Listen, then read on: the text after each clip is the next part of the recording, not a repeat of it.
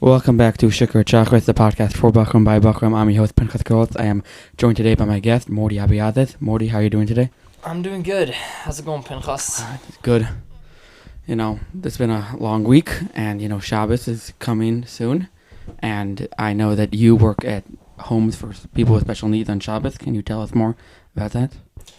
Yeah, I could. It's a hard job. You gotta care for the individuals. You gotta watch the individuals, make sure that they don't hurt themselves, hurt others. Also, you gotta make sure that they're happy. You gotta make sure that they're healthy, and it's an all-time job. Your eyes have to be open all the time. Can't let them drop. What about at night? What about at nighttime? So at nighttime, you also have to be aware, but to a certain extent. Obviously not all the staff members are going to be up at the same time, but there has to be staff members on every floor. These individuals, they're a little more on the higher functioning side, so it's a lot easier. But yeah, you're going to still need a very high level of attentiveness. If you hear something at night, your reaction is to get up. You can't just stay in bed. You hear someone's doing something, you got to get up, you got to go check, because you don't know what they could be doing. So yeah, you got to be aware even at night. Is there a night shift where some people are awake at night, just in case something like that happens and no one wakes up? So yeah, there definitely are places that have night shifts. Most of the time they do, When I worked, there was a house that I worked in that had night shifts, and yeah, you'd have to be up. So sometimes you do, sometimes you don't, depending on the house, but it is more depending on the individuals in the house than the house rules. If there's going to be a high functioning house, a very high functioning house, you're not going to be expected to stay up because, they're going to be asleep and, they're going to be a lot more functional in that matter. But if you're going to be in a low functioning house, and low functioning doesn't have to mean physically disabled, it can mean very intellectually disabled also. So these guys, they could do anything at any point in the night. They could get up, they could go to the kitchen, and who knows, maybe they'll play around with the stove, they'll turn the stove on. Who knows, maybe they'll go and they'll try to do something else dangerous. Maybe they'll trip because it's dark. So, you have to be aware. You have to be aware. You have to make sure that you take care of them. You have to make sure that they don't hurt themselves and they don't hurt others, and you just have to make sure that you give them the best time as possible, whatever that means for them. So what would the best time possible? So if one person wants a lot of food, would there be a limit to how much food you give them?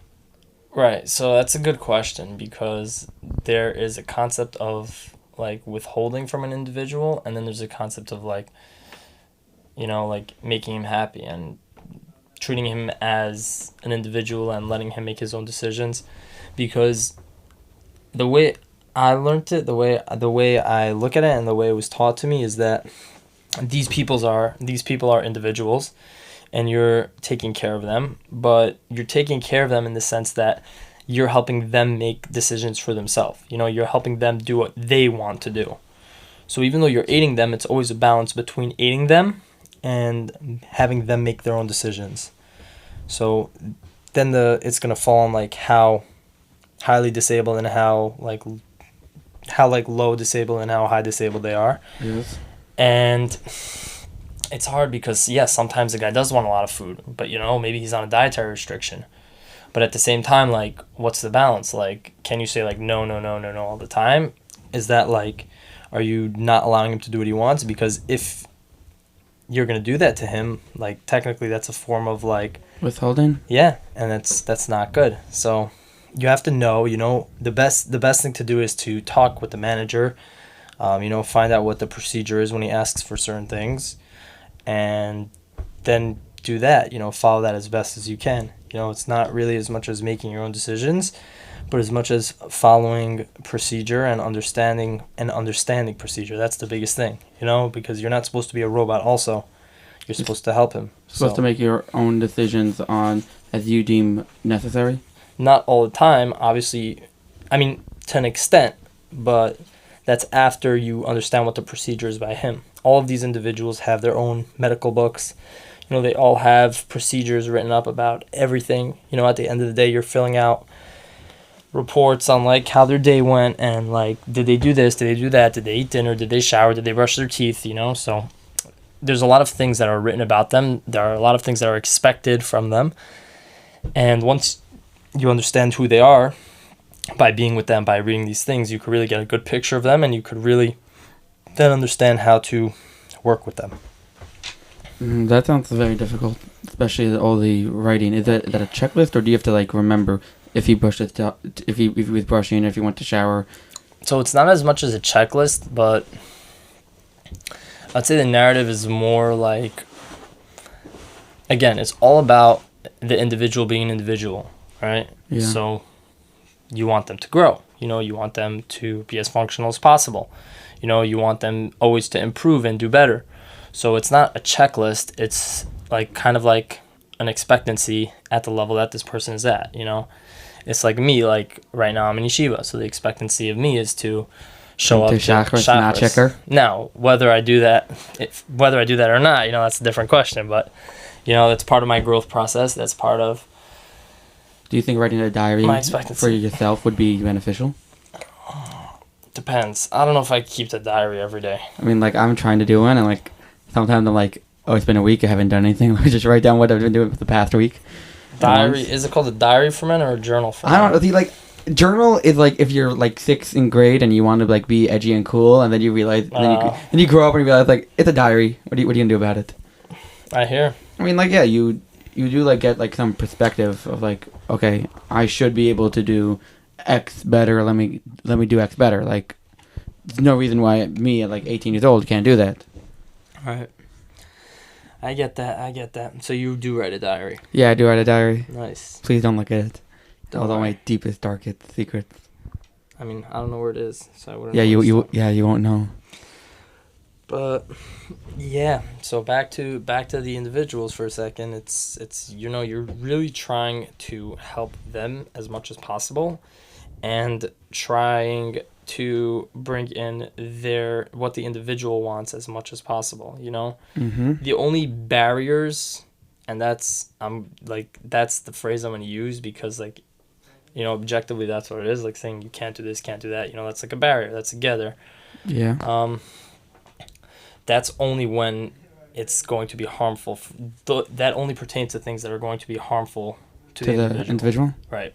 Or that includes to himself, or like doing bad things to other people, you know? Yeah. That's harmful. I would say that's harmful to the individual in the sense that, you know, we want him to grow and we don't want him to do these bad things. So, you know, it affects him also, and he could grow in these matters. So again, harmful to the individual, harmful to others. But other than that, it's always about what the individual wants. You know, we treat him as best as we can and always try to make it a good time for them, you know? Again, it's not about being robotic also. You know, you're supposed to bring in like life. Right. So like I'm there on Shabbos, right? Yes.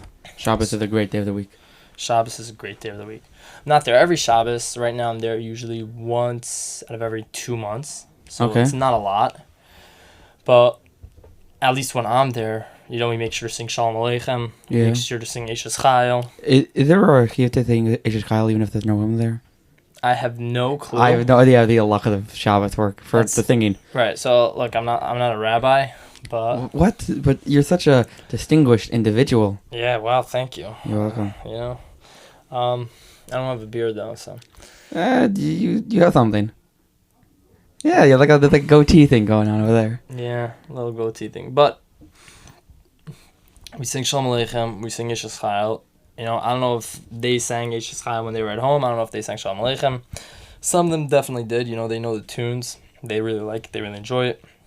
So you see, like, these are things that wouldn't be required based off of the standard I just set. You know, you could make them based off of the expectancies. Just eat food and then go to bed? Just, you know, you could treat them good. You know, you can make sure that they're taken care of, but you don't need to, like, go give them out care. of your way. Right.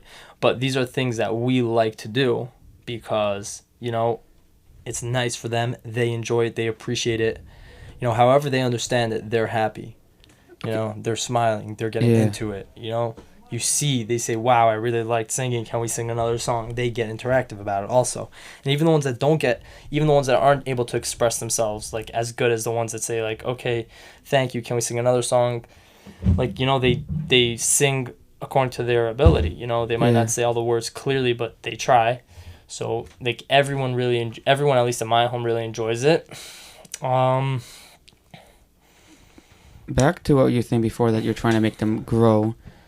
Is there any of them who are like have like any like jobs or, like during the week, or like schooling if they're very high functioning? Yes. Jobs in my home, I don't think so, but they definitely all go to school. They go to school. Depending on what level they're on, they'll learn different things. Like, one of my individuals, I think he even learns Gemara or something, or Mishnah. Like, Okay. he comes back and, like, he knows, sometimes he quotes, like, halacha, but, like, you, like, don't expect it, but, like, yeah, these people are capable of learning. And I think my biggest step, I don't think it's a crazy step, but I realized it fully, is that they're not the same as us, right? Yeah. They understand things on their own level, right? Mm-hmm. That applies to us too. Like, like a child isn't going to understand things as the same level as like an adult. But it's like, once I understood that, it was a lot easier to appreciate the things that they do, and it was a lot easier to understand the things that they don't do. Like, once you realize the limitations. Right. Once you realize their limitations, but also once you realize that they understand things differently, right? Like, it's a positive also. Because once you realize that, you also realize that they're capable of growth, and things that you do matter, and at whatever level they're on, they could appreciate things, however they do it, maybe they'll show it to you, maybe they won't, but it's there. Like, I have one individual, he kind of copies the energy in the room, right? Mm-hmm. So, like, if you're happy, he'll be happy, right? Yeah. So, like, that's something that he does. Like, people don't do it to the extent that he does it. It's like, if you would switch in a second, he would switch in a second. That's pretty interesting. Yeah, it's very interesting. But the point is that if you're going to be happy, like, he's going to be happy. Like, that's his level. So I will try to always have a smile on my face. I will try to always be as nice as possible, because I know he's going to reflect that, and that's his way of showing happiness. That's his way of going through his day. That also makes them a chiyuv to you to not like be sad in front of these people, the individuals who will copy emotions. Right. I mean, they're all special, but they're all special in their own way. That's one of the things about him, and he's a very sweet guy. Like, when we sing, obviously he's gonna get into the situation. He's gonna sing. He loves singing in general, and when you do it, he's not going to do it by himself, but once you do it, he'll mimic it. And then after that, he'll say, wow, Morty, can we sing another song? Because now he's in the vibe of singing. So he'll also take initiative? So he will not really take initiative. No, I mean, once it started, he will take initiative of continuing it. A little bit. But, like, if he sees you stop singing for a bit, then he'll stop singing. But... So, yeah, I mean, I really like working with these individuals, It always, like, cheers me up when I get to work with them. It does, like, when someone gives, they get a lot in return, right? Like, when I worked in Camp Chavero, as a subsidiary of Yachad, and when you're, like, working there and you're giving, it, you yourself get more of an appreciation of, what you could do, because you understand what they can't do, and you also understand that everybody can bring stuff to the table, and this isn't like, it's not like society where we say everybody is like useful and then we just cast them aside. Like, in the Jewish community, we actually like, okay, you could do stuff. You are a person. Right. Yeah. So I experienced that. I see.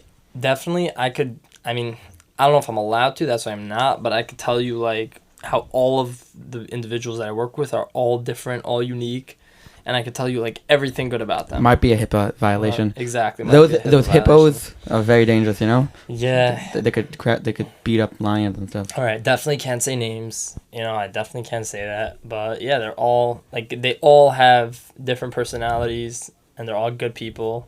You know, Yeah. I have a good time being around them. Hopefully, they have a good time being around me. You know. It seems so far that you're like the life of the party. Yeah, sure.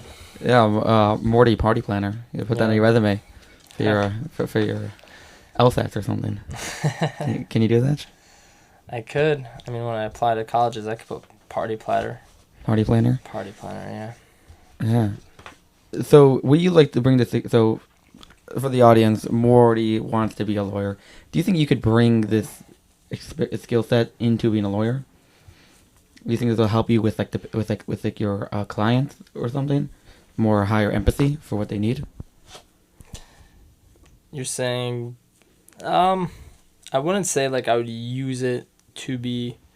I wouldn't say the skill set would be useful in like a manipulative sense. No, I mean like just like actually like empathizing, like realizing what they're going through to put you in a better mood, and which will also mean the clients see that you actually care, like you actually want them to you want to help them. Not like manipulative, just like as a good person. I understand.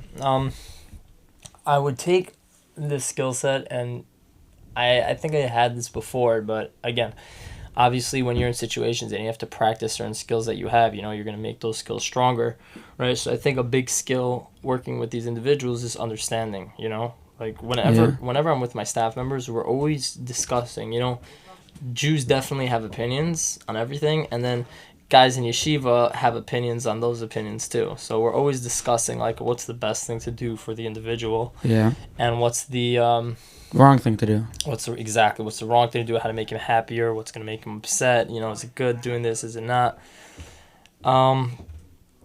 But I think in context, that's all discussing what's the best thing for the individual, what's the best thing for the person, and trying to understand the person as best as possible. That's why we go through that procedure, you know?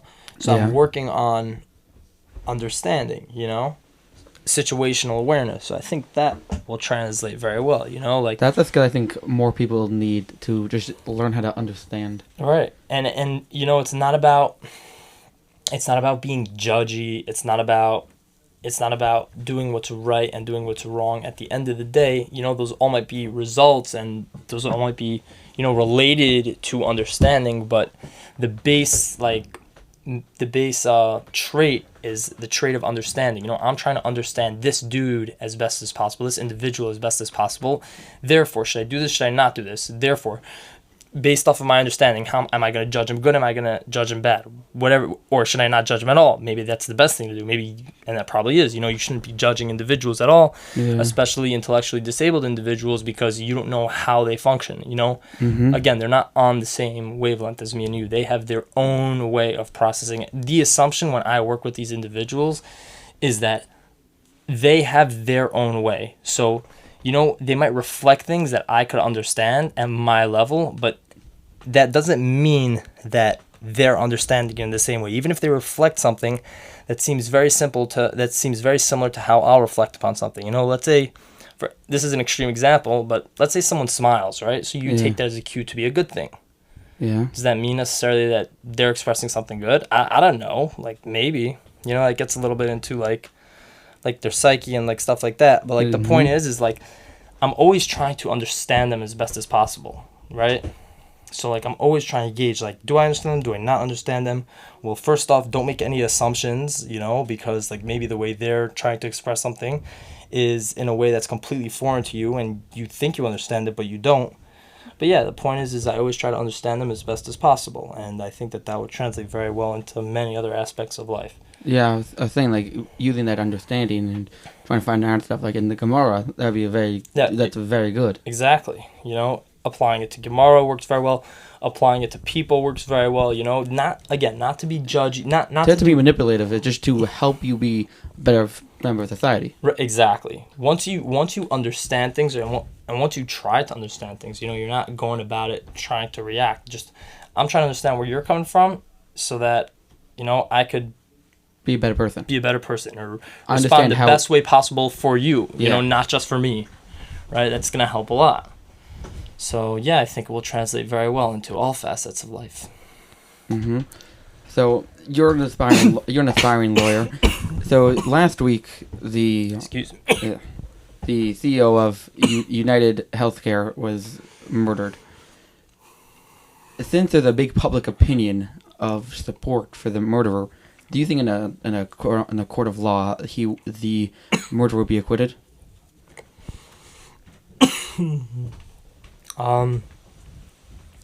First off, is there a big public support? Yeah, there's a lot of people do not like him. Before the medical insurance company as a whole, the industry is really bad. Right after he died, the Blue Cross decided to say that anesthesia will be fully covered by insurance because they wanted to limit it. People of UnitedHealthcare, there's a woman, she is paying $900 a month for her child to have an incubator because UnitedHealthcare would saying it wasn't necessary. So there's a lot of public opinion against him. So if the jury is really stacked with all these people, do you think there's an actual thing that he would be acquitted for the murder? Look, I can't answer to what a jury would do. I really can't answer to that because, that's me just speculating. I never like speculating. Mm-hmm. But to me, just look at the act in and of itself, right? Yeah. When a person takes another person's life, right? Yeah. Is it justified, right? Mm-hmm. So now we'll start to add in variables. Oh, okay. Well, did the person that die, what was he trying to attack the other person? Right. Was he trying to do anything bad? And then it becomes an argument of, well, yeah, they're trying to steal money, right? Okay, so let's say we grant that, right? Is killing then justified? So, again, I'm not going to speculate and, predict what a jury would do. What a jury's going to do, but if you're asking me for my opinion, yeah, if I was on the jury, I would say that this guy, murdered this person and should be put in prison, and whatever process follows after that should happen, Yeah, but is there a thing in law where even if it's clear cut, he murdered the guy, the jury says he is not guilty, he would go free? I'm not sure. No? You're not trying to be a criminal lawyer? No. What type of lawyer are you trying to be? So I'm not sure yet. The people that I've talked to said make it past 1L, and then what's you 1L? could decide the first year of law school. Yeah. So they said make it past that, because that's a really hard year apparently. But I definitely don't want to be a criminal lawyer. A lot more harder? No, it's just not. I just don't want to do that. I want to do something more business oriented. Like a tax lawyer? Mergers and acquisitions, taxes, real estate. That brings in the money from all the big companies. If you could do the merge between JetBlue and Spirit, they would pay you a lot of money. Yeah, that would be pretty fun. But then where would us Jews go for the cheap flights and getting free lawsuits? The great thing about Spirit, you get a flight and the higher chance of winning the lottery. Why? They like to discriminate. You go to court, win $2 million. Yeah. It's great. Yeah. If you're a Jew, you have a higher chance. On that point, that shouldn't be a thing. We should not have in the year 2024 a high chance of a Jew winning a discrimination lawsuit against Bert. Right. This shouldn't be happening. You're saying because people are getting more anti-Semitic? Yeah. I was talking with the chaplain recently, Army chaplain, and he was saying that the Army is getting more anti-Semitic. The people going in and stuff. Really? Yeah, crazy. Even with Trump. Well, once Trump comes in, stuff is changing. I don't know what's going to change. I know his new Minister of Defense, Pete Hegseth. Yeah. He does want to change up how the military is being run, which good for him. I know that a lot of Navy SEALs are in support of him, so they are going to do a march in support and against the people who are against him. But yeah, it's really crazy with all this anti-Semitism going on over here.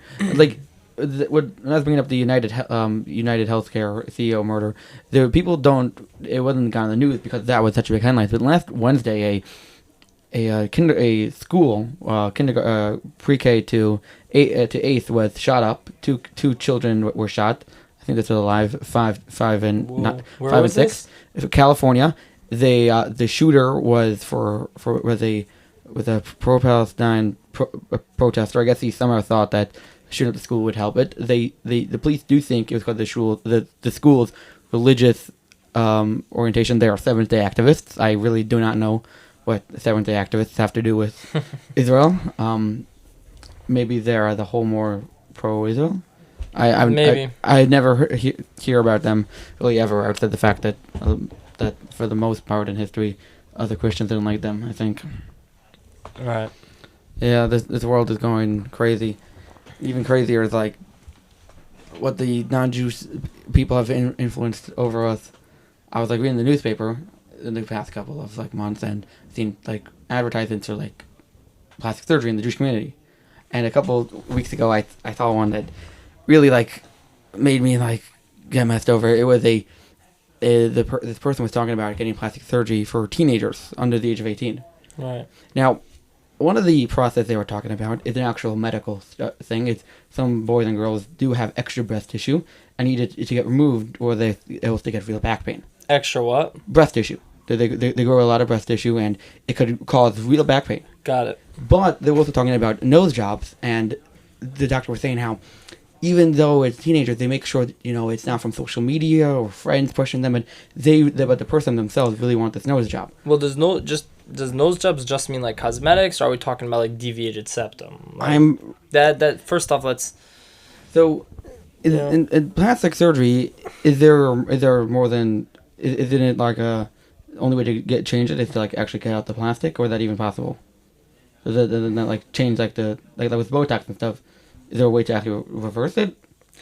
I'm not sure, but where are you going with that? But like why in the Jewish community are we saying that people under the age of 18 should be getting nose jobs?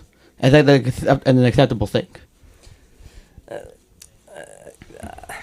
That's a very not to play devil's advocate, but I guess I'm gonna revert back to what I said previously. I want to understand what's going on here, right? Okay, so. Like, are they getting nose jobs because when they need a nose job? No, like, I was reading it. It was for beauty only.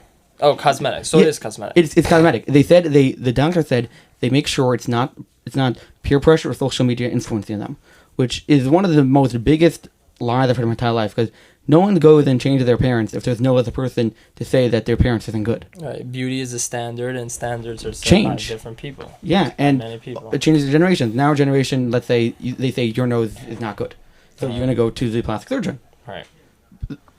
But like. So first off, you have problems with the assumption of the article that it's not because of peer pressure, and It is because of peer pressure. Right. It is. It's social interactiveness. It's peer pressure, and therefore they're getting nose jobs. They're not just gonna wake up one day and decide that I want my nose to be this shape instead of this shape. That's a pretty crazy thing for an article to say. Yeah. Yeah. But like teenagers that. Which newspaper was this in? I don't want to say. Oh, fine. You'll tell me after. I'll tell you after. But like, okay. but like, plastic surgery for teenagers, like have we gotten to a point where just like too much of the standards that we're having like actual children who can't vote, who can't drink, getting like these like cosmetic surgeries? Well, before we have to answer hard questions, let's Can I answer easy ones first? Let's look at the narrative in like a lighter light. Tone. Right. Let's assume. Let's say your assumption is fair. All right. Yeah. That it is because of peer pressure and society, and that's who sets the standard, and they want to conform to that standard, right? What does that tell you about those people? That they're easily influenced. They're easily influenced, that maybe they have a harder time being their own individual, right? Mm-hmm. So now at least it's a little more understandable, right? Yeah. Giving them a reason to do it. Again, trying to understand why they do it first before we say, is it right, is it wrong, like how, like that's the angle that I would take. And, maybe they're struggling, Mm-hmm. Maybe they want to, be seen a little more.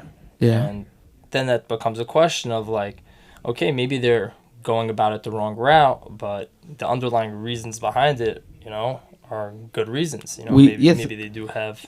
No one is saying the reasons aren't good, but I think the bigger problem is that there are adults that are providing this avenue, this route of quick and easy change instead of real change. And this plastic surgery change, they could grow up, realize they don't want it.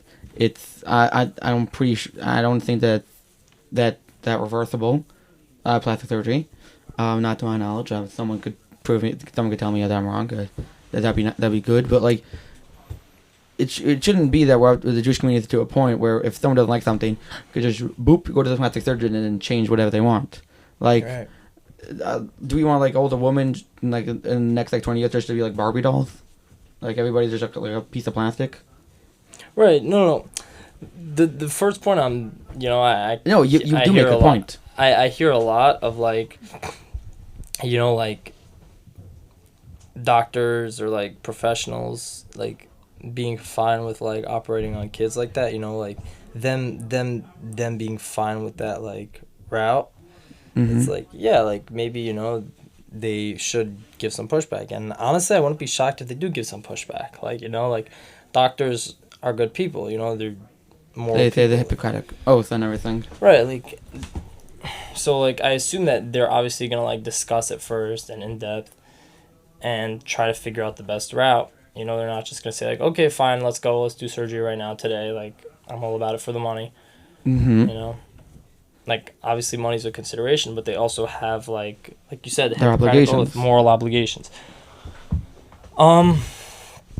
But no, in the general scheme of things, like I agree. Yeah, it is a lot to just come to that decision and say like I'm not happy with how I look, therefore I'm going to get plastic surgery, right? Like in a broad sense. Yeah. At the same time, I do hear that there are reasons why they came to that conclusion, and like they shouldn't just be, though if you look at it from a doctor's perspective, I definitely hear how doctors have moral obligations and they're not just going to say yes, let's do surgery. And again, if you look at it from the person themselves, like I do hear that they might have some underlying struggles or other reasons that will push them to do it. And then once you understand those things, then you could try to balance out a lot better. Like, is it right versus is it wrong? Yeah, I do hear what you're saying, where if it's right or wrong. But when someone isn't able to make a choice legally and all other things, or I would give them a choice, a permanent choice over their, or that will affect them with their life. Like, we won't let them drink by a couple of beers. A couple of beers for most people ain't doing anything wrong. We won't let them vote, which let's say the vote even does change the tide. It's only a 4-year period of who the president will be. But here we're giving them a lifelong decision, and we're saying, you know what? Since you right now are in a situation which you don't like, we're gonna now let you make a decision that will affect the rest of your life. Right. So I definitely hear that. Yeah. And it definitely seems a little definitely does. Yeah, it definitely seems like a little what's the word? Contradictory. That we don't allow them to make some decisions, and yet we allow them to make other decisions. But I think if they're under a certain age, they have to have like parental permission. Is that not true? Like, you can't just walk into a clinic and say, I want a nose surgery at 16 years old. Yeah, you need parents, but like, I think we have a huge problem too if we have parents going for a nose job for their children. Like, I think we have like a real problem if this doctor is getting many patients of this age range with the parents agreeing. Right. So now we're shifting a little bit. We're saying it's not as much the kid's fault because at the end of the day, it's the parents' No, decision. it's definitely kids are brought up by their environment. Yes, there's a problem if I never really blame the kids. I blame the doctor. And now I'm blaming the adults. The doctor provided it, and the adults were going with it. The children really don't know what they're doing. That's why we have parents to teach them what to do. And in 18, we say, you have learned enough that you can make your own decisions. All right. So there's definitely a problem here if we have doctors providing this and parents agreeing to this. Right. I think then the community, we really need to see what we have done wrong, that we having children going for plastic surgery before they're even an adult. Right. So I think we could focus on the parents because I think we discussed about the doctors, and I think we discussed about the children. Are the parents more at fault than the doctors or the children? Maybe, but again, let's break it down, right? Yeah. Let's give some benefit of the doubt to parents, who want the best for their kids, who want their kids to be happy. Yes. Again, I'm going with the basic assumption. This is the first one that pops to mind. There could be other reasons, and I'm not just saying that everything is summed up to people wanting to conform to society and people feeling insecure when they don't. Maybe there's other reasons, but I'm just playing, I guess, devil's advocate and providing a little more details to make it seem a little more reasonable. Okay. If you want to sum it up, you could say it does sound a little crazy. Obviously, it's not normal for doctors to fix up someone's nose, and the child also, the child wanting surgery and the parents allowing it. But again, we broke it down and we said we gave a reason for the child. We broke it down and we said that the doctor has moral obligations that he has to conform to. So let's break it down a little bit. Let's see what the parents want. The parents want what's best for the kid, right? Mm-hmm. Well, in this case, it seems to me they want the kid to be happy. Right. What's best for your kid definitely includes your kid's happiness. You can't argue with that. Kid's No, gonna be that sad all is the time. that You're not is gonna a, feel like you're doing a good job. this is usually happiness is usually a symptom of your kid being in a good situation. Your kid could be happy after when he's high on cocaine. They're definitely happy. Doesn't mean you did a good job as a parent and doing the best what's right for them. No, I agree with you that parents want children to be happy, and that usually if they're happy, that means you're doing a good job. Right. But not always does happiness equal you're doing a good job. And right. And I never said that happiness is the only factor. Is the only factor, and there's happiness also for the wrong reasons, which are wrong. But again, I'm trying to just look at it from a very practical standpoint. Yes. Instead of generalizing it, if I had more reasons that I could think of, again, I'm very on the spot here, but if I had more reasons that I could think of, I'm sure that I would bring them up. But I'm just saying, if a parent, let's look at the situation. If a parent sees a kid that's sad all the time, and the kid is, oh my gosh, I want to do this, I want to change this, I want to change this, I want to change this. It's not even about giving in to the kid. We just added a variable of being sad. Yeah. If a kid has a tantrum, you're not going to give in to the kid, right? Mm-hmm. But a tantrum is very different than feeling emotionally down. That's a very different thing. So, again, I'm not trying to say it's wrong. I'm just trying to balance it out, to try to understand, what's going on in this situation as much as possible. Mm-hmm. So, at the end of the day, what I'm trying to say is do I believe in the grand scheme of things, it shouldn't be pushed? I definitely hear it shouldn't be pushed. Do I hear in the grand scheme of things that once it's pushed, it should not be done? I don't know. Once it's on the table, it's too hard to take Once it's back. on the table, right. Look at it from a practical standpoint, and you could come up with a bunch of different reasons, and you could definitely have a scenario that pops up that it becomes questionable. Okay, so I want to bring you a case that hits closer to, me. I have a friend who, his relatives, the older siblings have gotten a nose job. Now, the younger sibling, who is very far from an adult, is now wanting a nose job. Now, we have a child who I think at the age was not even a teenager, wanting a nose job from their siblings. Now, I think that we all agree that, okay, now it's not the parents' fault, it's the adult siblings, but the fact is, why do we have all these Jewish people, young Jewish people, who are adults, going for all these quick ways to quote unquote fix themselves more attractive? I mean, I understand if they have problems with their nose and breathing and need plastic surgery to fix it, but right. I actually broke my nose. Oh, you did? Yeah, I didn't get any cosmetic surgery on it. They broke it back into place. Oh, that sounds like a lot of fun. Yeah, it was. Yeah, I would love to not be there. I had this weird looking cast. It was just on my nose, Yeah. I guess it just was a little level of protection. Mm-hmm. It wasn't to keep my nose in place. It didn't really do that. I think it was just a protection or something. To make sure it doesn't re-break. Yeah, something like that. Yeah, but I broke just think it in 7th grade, 8th grade. I don't remember exactly, but I remember. Obviously I can't show the listeners, so I'll try to describe it. Okay. When I was looking out of my left eye, I could see the bulge on the side of my nose. It partially blocked my vision. That's how big the bulge was. Like, I'm doing it by closing one eye and I can see the edge, but like... Right, like you could see your nose. When you focus on it, you could kind of like Yeah, see but your nose. But you doing it without thinking But about like, it? yeah, without like focusing on it, I always knew that there was a bulge. It wasn't like huge. It wasn't blocking my vision It just entirely. was That would there. be crazy. But like, it was way more prominent. You know, it was big. It was like, it was purple. You know, Ooh, purple noses. a lot of blood. Sorry to get gory, but yeah. We're a family-friendly podcast, but we accept blood in this. All right, blood is allowed. Blood is allowed.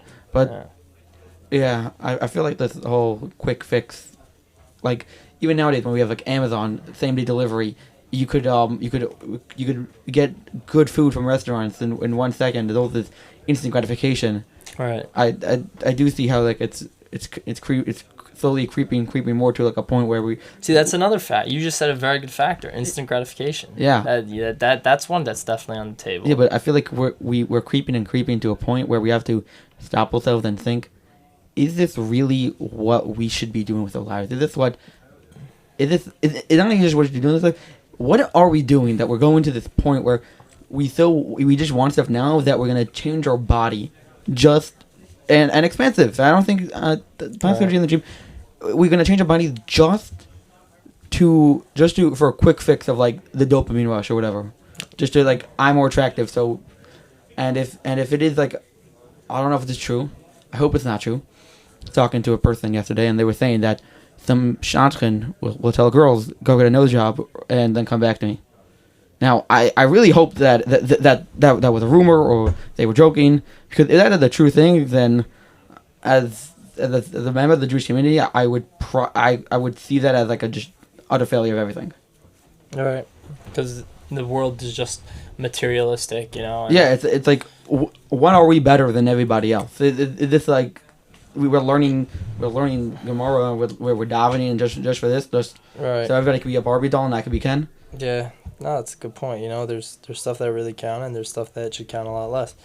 You know, by me personally, I don't look at pictures when I don't look at resume pictures. That's a very admirable thing. That's my thing. You know, obviously there's a concept of teva, and men are of this world, and you know they have a natural side to them. But yeah, like I try my best to limit the materialistic side of things and try to understand what's really important and what's really right. Yeah. You know? Mm-hmm. So no, I definitely agree with you on that. And definitely these days more than ever, there's an emphasis on the materialistic things. You know, everything is always within hand's reach, like you said. You could order Uber Eats. In 2 seconds, get it. And then if you want, a second later, you could order something from Amazon and it will come in a couple hours. Like, yeah. You know, and then you could...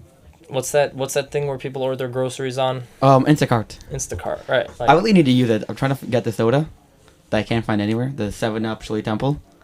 And I really, really want to try it. I remember you telling me about that. Yeah, it ends like in December 31st, and I want it. It's not 7-Up Cherry? It's 7-Up No, 7-Up Chili Temple. It's cherry and pomegranate, because, you know, you always have to add cherry to everything. Right. So the pomegranate of grenadine and extra cherry, and I want to try some. But you should get in on those seasonal Canada Dry ginger ales. Oh, no, we've been doing this way before you. Me and my father are big fans. You should try the grape flavor. Of what? Oh, the Canada Dry ginger ales. Oh, no, those flavors are all year round. They just sell them in cans only seasonally. You buy them in like 20. You can buy them in the 2-liter bottles. Oh, really? Yeah, me and my father, we've been doing this since 4th grade.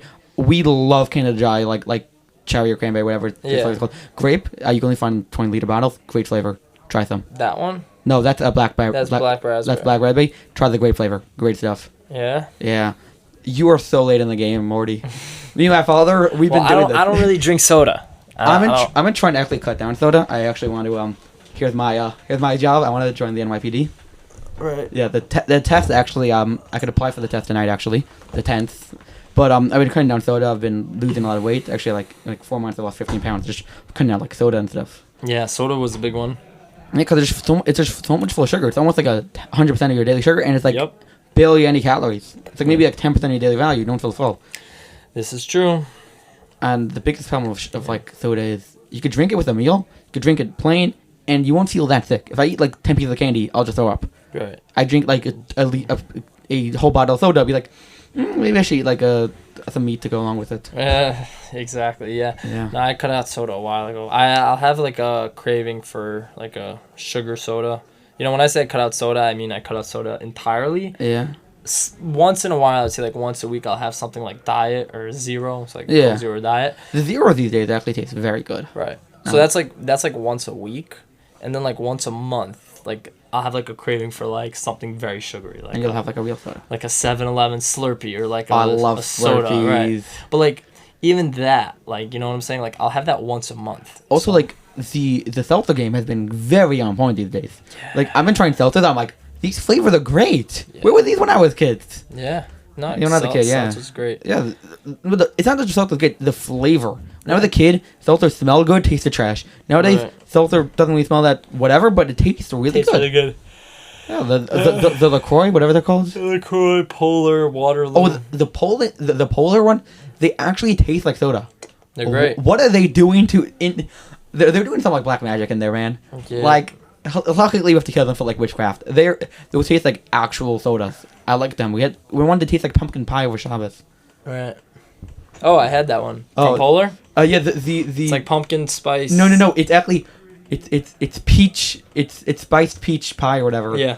But it tastes like pumpkin pie. It's amazing.